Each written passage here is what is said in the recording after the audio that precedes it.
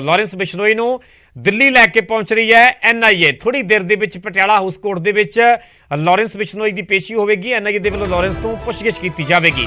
2022 का कोई केस दस्सिया जा रहा है जिस नूं लैके NIA दे वल्लों हुण सवाल जवाब किए जाएंगे। लॉरेंस बिश्नोई नूं बठिंडा जेल तो दिल्ली लैके पहुंची है NIA। तो दस दिए कि पिछले काफ़ी दिनों तो बठिंडा जेल के विच बंद सीगा लॉरेंस बिश्नोई। कुछ महीने पहला दरअसल मूसेवाला कतल मामले के विच लॉरेंस बिश्नोई नूं दिल्ली तो ट्रांजिट रिमांड से पंजाब लिया गया सीगा। सब तो पहला मानसा पुलिस के वल्लों मानसा के विच पुछगिछ की गई। उस तो बाद ਵੱਖ-ਵੱਖ ਜ਼ਿਲ੍ਹਿਆਂ ਦੇ पुलिस के वल्लों रिमांड हासिल करके कई केसां दे विच हुण तक पुछगिछ की जा चुकी है। तो कुछ दिनों तो बठिंडा जेल के विच रखा गया सीगा लॉरेंस बिश्नोई नूं ते हुण NIA बठिंडा जेल तो दिल्ली लैके पहुंची है। थोड़ी देर के विच पटियाला हाउस कोर्ट के विच पेशी होगी।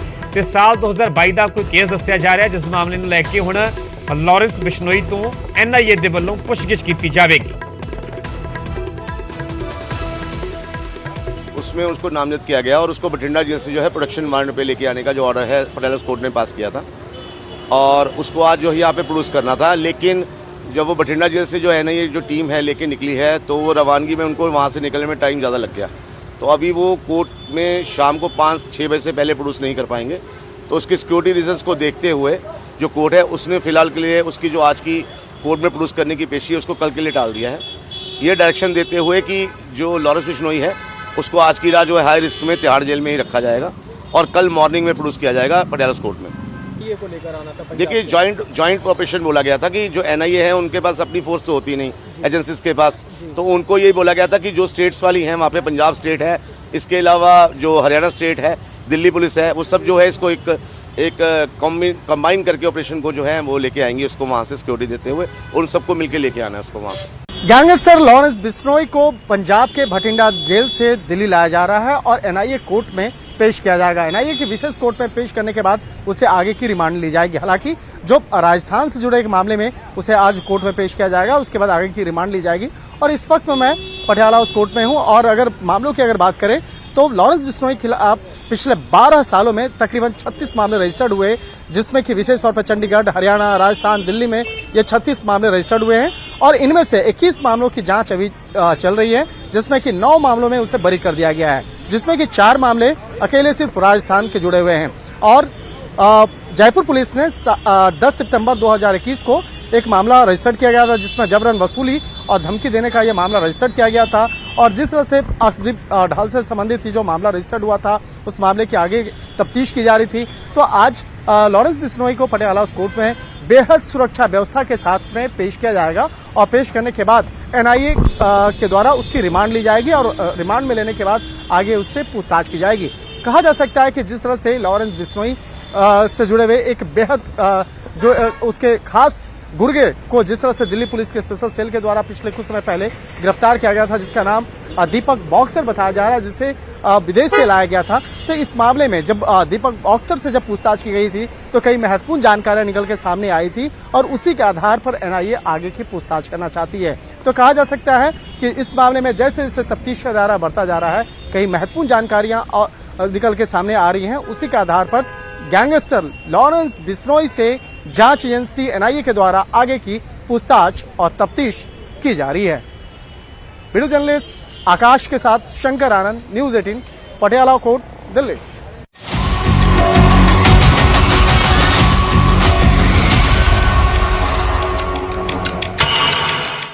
अगे बढ़ांगे तो गल करांगे Bathinda military station firing case दी। इस केस दे विच वड्डा खुलासा होया। फौज दे जवान ने वारदात नूं अंजाम दिता सीगा। फौज दा जवान ही 4 साथियों दा कातल निकलिया। गनर देसाई मोहन नूं पुलिस ने गिरफ्तार भी कर लिया। कतल केस दे विच देसाई मोहन ही सी मुख गवाह भी यही सी ते आखिरकार मुख गवाह ही जिहड़ा गुनाहगार निकलिया, कातल निकलिया। कातल दी अपने साथियों के नाल निजी रंजिश सी ते इस चलदियां ही पूरी कतल की वारदात नूं अंजाम दिता गया। वार-वार बयान बदलते पुलिस नूं शक होया जो पुलिस वालों जानकारी दी गई है। मुलजम कोलों पहला मिसफायर होया सीगा। वारदात दे विच इंसास राइफल का इस्तेमाल होया। कुछ दिन पहला इंसास राइफल ते कारतूस चोरी हुए सन। ਚੋਰੀ ਹੋਈ ਰਾਈਫਲ ਦੇ ਨਾਲ ਹੀ ਵਾਰਦਾਤ ਨੂੰ ਅੰਜਾਮ ਦਿੱਤਾ ਗਿਆ ਹੈ। ਇਹ ਵੀ ਵੱਡਾ ਖੁਲਾਸਾ ਹੋਇਆ। ਇਹ ਵੀ ਜਾਣਕਾਰੀ ਪੁਲਿਸ ਵੱਲੋਂ ਸਾਂਝੀ ਕੀਤੀ ਗਈ ਹੈ। ਮੁਲਜ਼ਮ ਦੀ ਨਿਸ਼ਾਨਦੇਹੀ ਤੇ 7 ਕਾਰਤੂਸ ਬਰਾਮਦ ਹੋਏ ਨੇ। ਸੀਵਰੇਜ ਦੇ ਖੂਹ ਦੇ ਵਿੱਚ ਰਾਈਫਲ ਤੇ ਕਾਰਤੂਸ ਲੁਕੋ ਦਿੱਤੇ ਗਏ ਸਨ। ਪੂਰੀ ਵਾਰਦਾਤ ਨੂੰ ਅੰਜਾਮ ਦੇਣ ਦੇ ਬਾਅਦ ਮੁਲਜ਼ਮ ਨੇ ਕੁਰਤੇ ਪਜਾਮੇ ਵਾਲੀ ਝੂਠੀ ਕਹਾਣੀ ਕੜੀ ਸੀ। ਮੁਲਜ਼ਮ ਦੇ ਮੋਬਾਈਲ ਦਾ ਡੇਟਾ ਵੀ ਖੰਗਾਲਿਆ ਜਾ ਰਿਹਾ ਹੈ। ਫੌਜ ਤੇ ਪੁਲਿਸ ਦੀ ਸੰਯੁਕਤ ਜਾਂਚ ਦੇ ਵਿੱਚ ਮੁਲਜ਼ਮ ਗ੍ਰਿਫਤਾਰ ਕੀਤਾ ਗਿਆ ਹੈ। ਮੁਲਜ਼ਮ ਦੇਸਾਈ ਮੋਹਨ ਆਂਧਰਾ ਪ੍ਰਦੇਸ਼ ਦਾ ਰਹਿਣ ਵਾਲਾ ਦੱਸਿਆ ਜਾ ਰਿਹਾ ਹੈ। ਮਿਲਟਰੀ ਸਟੇਸ਼ਨ ਅੰਦਰ ਸੀਸੀਟੀਵੀ ਕੈਮਰੇ ਲੱਗੇ ਹੋਏ ਨੇ ਤੇ ਕੈਮਰਿਆਂ ਦੇ ਵਿੱਚ ਵਾਰਦਾਤ ਰਿਕਾਰਡ ਨਹੀਂ ਹੋਈ। ਬਹੁਤ ਹੀ ਸ਼ਾਤਰ ਤਰੀਕੇ ਦੇ ਨਾਲ ਸੀਸੀਟੀਵੀ ਤੋਂ ਦੂਰ ਵਾਰਦਾਤ ਨੂੰ ਇਸ ਦੇ ਵੱਲੋਂ ਅੰਜਾਮ ਦਿੱਤਾ ਗਿਆ ਤੇ ਆਖਿਰਕਾਰ ਜੁਆਇੰਟ ਜਿਹੜੀ ਕਿ ਪ੍ਰੈਸ ਕਾਨਫਰੰਸ ਕੀਤੀ ਗਈ ਆਰਮੀ ਦੇ ਵੱਲੋਂ ਤੇ ਪੁਲਿਸ ਦੇ ਵੱਲੋਂ ਤੇ ਜਿਸ ਨੂੰ ਲੈ ਕੇ ਵੱਡਾ ਖੁਲਾਸਾ ਕੀਤਾ ਗਿਆ। ਇਹ ਜਾਣਕਾਰੀ ਜੋ ਸਾਂਝੀ ਕੀਤੀ ਗਈ ਹੈ ਕਿ ਜਿਸ ਦੇ ਵੱਲੋਂ ਪੂਰੀ ਗਵਾਹੀ ਦਿੱਤੀ ਗਈ, ਜਿਸ ਨੇ ਖੁਦ ਨੂੰ ਚਸ਼ਮਦੀਦ ਦੱਸਿਆ। ਉਸ ਤੋਂ ਬਾਅਦ ਚ ਮੇਜਰ ਰੈਂਕ ਦੇ ਅਫਸਰ ਨੂੰ ਦੱਸਿਆ ਗਿਆ ਤੇ ਉਸ ਦੇ ਆਧਾਰ ਤੇ ਪਿਛਲੇ ਦਿਨੀ ਪੁਲਿਸ ਦੇ ਵੱਲੋਂ FIR ਵੀ ਦਰਜ ਕਰ ਲਈ ਗਈ। FIR ਦੇ ਵਿੱਚ ਜ਼ਿਕਰ ਕੀਤਾ ਗਿਆ ਜੋ ਇਸ ਦੇ ਵੱਲੋਂ ਗਵਾਹੀ ਦਿੱਤੀ ਗਈ, ਜੋ ਖੁਦ ਚਸ਼ਮਦੀਦ ਬਣਿਆ ਸੀਗਾ ਕਿ 2 ਹਮਲਾਵਰਾਂ ਦੇ ਵੱਲੋਂ ਵਾਰਦਾਤ ਨੂੰ ਅੰਜਾਮ ਦਿੱਤਾ ਗਿਆ। ਇੱਕ ਦੇ ਹੱਥ ਦੇ ਵਿੱਚ ਇਨਸਾਸ ਸੀ, ਦੂਜੇ ਦੇ ਹੱਥ ਦੇ ਵਿੱਚ ਕੁਹਾੜੀ ਸੀ। ਜਦੋਂ ਉਸ ਦੀ ਉਹਨਾਂ ਤੇ ਨਜ਼ਰ ਪਈ ਉਸ ਤੋਂ ਬਾਅਦ ਚ ਜੰਗਲ ਵਾਲੇ ਪਾਸੇ ਭੱਜ ਜਾਂਦੇ ਨੇ। ਪੂਰੀ ਕਹਾਣੀ ਘੜੀ ਗਈ ਖੁਦ ਨੂੰ ਬਚਾਉਣ ਵਾਸਤੇ ਕਿ ਤਾਂ ਕਿ ਕਿਸੇ ਨੂੰ ਉਸ ਤੇ ਸ਼ੱਕ ਨਾ ਹੋਵੇ। ਪਰ ਸ਼ਾਇਦ ਇਸ ਨੂੰ ਵੀ ਇਸ ਗੱਲ ਦਾ ਅੰਦਾਜ਼ਾ ਨਹੀਂ ਹੋਵੇਗਾ ਕਿ ਜਲਦੀ ਪੁਲਿਸ ਦੇ ਹੱਥ ਉਸ ਤੱਕ ਵੀ ਪਹੁੰਚ ਜਾਣਗੇ ਕਿ ਕਿਵੇਂ ਪੂਰੀ ਕਤਲ ਦੀ ਵਾਰਦਾਤ ਨੂੰ ਇਸ ਦੇ ਵੱਲੋਂ ਅੰਜਾਮ ਦਿੱਤਾ ਗਿਆ। ਦਰਅਸਲ 12 ਤਰੀਕ ਦੀ ਪੂਰੀ ਵਾਰਦਾਤ ਹੈ। ਸਵੇਰ ਦੇ ਕਰੀਬ 4:30 ਵਜੇ ਜਦੋਂ ਜਵਾਨ ਆਪਣੀਆਂ ਬੈਰਕਾਂ ਦੇ ਵਿੱਚ ਸੁੱਤੇ ਹੋਏ ਸਨ ਤੇ ਇਸੇ ਦੌਰਾਨ ਇਸ ਦੇ ਵੱਲੋਂ ਇਨਸਾਸ ਰਾਈਫਲ ਦੇ ਨਾਲ ਪੂਰੀ ਕਤਲ ਦੀ ਵਾਰਦਾਤ ਨੂੰ ਅੰਜਾਮ ਦਿੱਤਾ ਗਿਆ ਤੇ ਆਖਿਰਕਾਰ ਹੁਣ ਪੁਲਿਸ ਦੇ ਸ਼ਿਕੰਜੇ ਦੇ ਵਿੱਚ ਆ ਚੁੱਕਾ ਹੈ। ਪਰਸਨਲ ਰੰਜਿਸ਼ ਸੀਗੀ, ਕੁਝ ਇੱਕ ਕਾਰਨਾਂ ਕਰਕੇ ਇਹ ਆਪਸ ਵਿੱਚ ਰੰਜਿਸ਼ ਰੱਖਦੇ ਸੀਗੇ ਜਿਨ੍ਹਾਂ ਦੇ ਹਾਲਾਤਾਂ ਵਿੱਚ ਇਹਨੇ ਜਾ ਕਰਕੇ ਉਹ ਬੰਦਿਆਂ ਨੂੰ ਕਤਲ ਕਰਤਾ। ਸਰ ਨਾਮ ਕੀ ਹੈਗਾ ਇਹਦਾ ਦੇਸਾਈ ਮੋਹਨ ਨਾਮ ਹੈਗਾ। ਦੇਸਾਈ ਮੋਹਨ ਕੀ ਮਤਲਬ ਉੱਥੇ ਐਜ ਮੈਚ ਦੇ ਵਿੱਚ ਇਹ ਸਾਰੇ ਸੰਤਰੀ ਡਿਊਟੀ ਤੇ ਕਹਿ ਲਓ ਤੁਸੀਂ ਇੱਕ ਤਰੀਕੇ ਦੇ ਨਾਲ ਸਾਰੇ ਉੱਥੇ ਇੱਕ ਪੁਆਇੰਟ ਤੇ ਹੀ 6 ਬੰਦੇ ਤੈਨਾਤ ਸੀਗੇ ਔਰ ਸਾਂਝੀ ਡਿਊਟੀ ਕਰਦੇ ਹੁੰਦੇ ਸੀ ਵਾਰੀ-ਵਾਰੀ। ਉਹਦੇ ਵਿੱਚੋਂ ਇੱਕ ਬੰਦਾ ਆਇਆ ਸੀਗਾ ਜਿੰਨੇ ਬਾਕੀ ਦੇ 4 ਬੰਦੇ ਜਿਹੜੇ ਹੈਗੇ ਉਹਨਾਂ ਨੂੰ ਮੌਤ ਦੇ ਘਾਟ ਉਤਾਰੇ। ਸਰ ਇਹ ਇੱਕ ਗੱਲ ਸਾਹਮਣੇ ਆ ਰਹੀ ਸੀ ਕਿ ਜਿਹੜਾ ਵੈਪਨ ਸੀ ਉਹ ਕਿਸੇ ਖੱਡੇ 'ਚੋਂ ਮਿਲਿਆ ਸੀ ਜਿਸ ਪਾਣੀ ਖੜਾ ਸੀ। ਸੇਮ ਖੱਡਾ ਹੈਗਾ ਜਿੰਦੀ ਮੈਂ ਗੱਲ ਕਰ ਰਿਹਾ ਹੈਗਾ। ਇੱਕ ਸੀਵਰੇਜ ਦਾ ਪਿਟ ਹੈਗਾ, ਉਹਦੇ 'ਚ ਇਹਨੇ ਵੈਪਨ ਸੁੱਟਤਾ ਸੀ ਕਿਉਂਕਿ ਕਾਫੀ ਉਹਦੇ 'ਚ ਪਾਣੀ ਭਰਿਆ ਹੋਇਆ ਹੈਗਾ ਤਾਂ ਉਹ ਦਿਖਾਈ ਨਹੀਂ ਦਿੰਦਾ। ਪਹਿਲਾਂ ਵੈਪਨ ਤੇ ਜਦੋਂ ਉਹਦੇ ਪਾਣੀ ਕੱਢਿਆ ਗਿਆ ਪਹਿਲੇ ਦਿਨ ਉਦੋਂ ਵੈਪਨ ਤੇ ਮਿਲ ਗਿਆ ਬਿਕੋਜ਼ ਇਟ ਇਜ਼ ਆਬਵੀਅਸ ਵੱਡਾ ਵੈਪਨ ਹੁੰਦਾ ਹੈਗਾ ਉਹ ਦਿਖ ਜਾਂਦਾ ਹੈ। ਬਟ ਐਮੂਨੀਸ਼ਨ ਉਸ ਦਿਨ ਬਰਾਮਦ ਨਹੀਂ ਹੋਈ ਕਿਉਂਕਿ ਸਾਨੂੰ ਨਹੀਂ ਕਲੀਅਰ ਸੀਗਾ ਕਿ ਕੁਝ ਉਹਨੇ ਉੱਥੇ ਸੁੱਟਿਆ ਹੈਗਾ। ਕੱਲ ਜਦੋਂ ਇਹਦੀ ਕਾਫੀ ਥੋਰੋ ਪੁੱਛਗਿੱਛ ਕੀਤੀ ਗਈ ਦੈਨ ਹੀ ਰਿਵੀਲਡ ਕਿ ਇਹਨੇ ਜਿਹੜੇ 8 ਕਾਰਤੂਸ ਚੋਰੀ ਕੀਤੇ ਸੀਗੇ ਔਰ ਜਿਹੜਾ ਇੱਕ ਲਾਈਵ ਜਿਹੜਾ ਕਾਰਟ੍ਰਿਜ ਜਿਹੜੀ ਇਹਦੀ ਮਿਸਫਾਇਰ ਹੋ ਗਈ ਸੀ ਉਹ 9 ਕਾਰਤੂਸ ਇਹਨੇ ਲਿਜਾ ਕਰਕੇ ਉਸ ਪਿੱਟੇ 'ਚ ਉਸ ਵੈਪਨ ਦੇ ਨਾਲ ਹੀ ਸੁੱਟੇ ਸੀਗੇ।